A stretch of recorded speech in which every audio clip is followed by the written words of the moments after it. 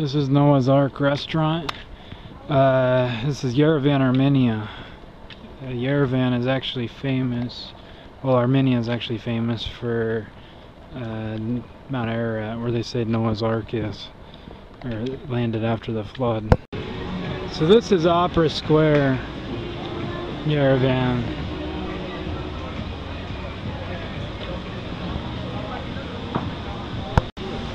Opera Square is lined with a bunch of restaurants and some nightclubs underneath them. It gets pretty crowded here at night.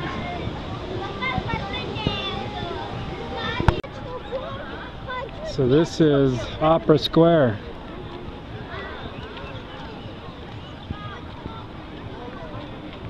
There's two statues here. I'm not exactly sure what they are. We came here this morning, it's completely empty. About 7 a.m. when we got off the train. So this here is a bunch of statues of a famous Armenian movie. It's about some taxi drivers that are trying to hook this guy up with a girl. Ends up being a big mess. These are actual size of the actors. And the room the girl lived in the movie is right there. So this is kind of portrayed here as a... So this is a famous writer here from Armenia. I can't remember his name, but this whole square here is named after him.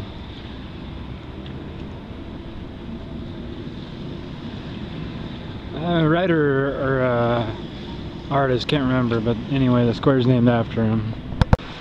This here is a lawn street that leads to Opera Square, I believe.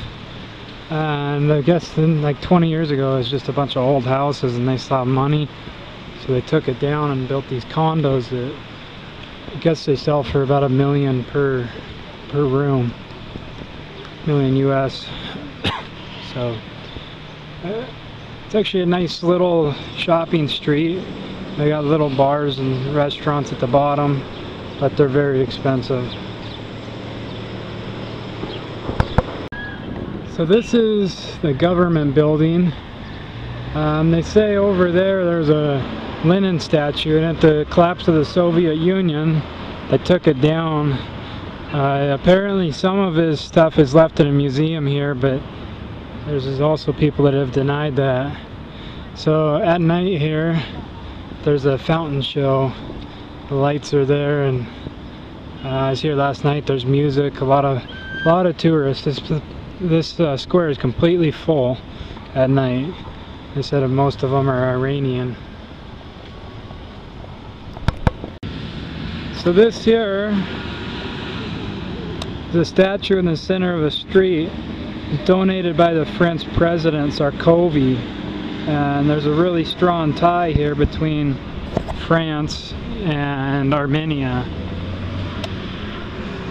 So this here is a little park kind of thing, and at the end of it, there's some very famous steps here. I heard Russia took over the project.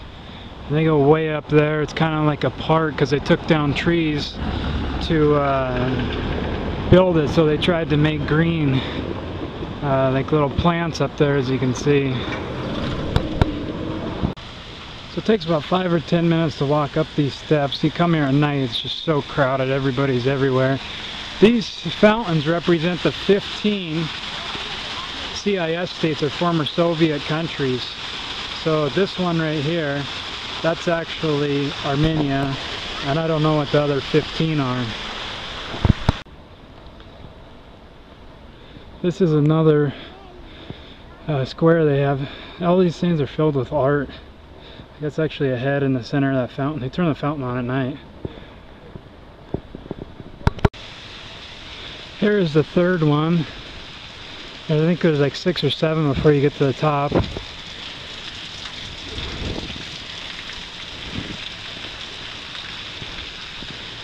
And there's actually museums inside these. They ran out of money to finish this. And this tiger here is made out of car tires.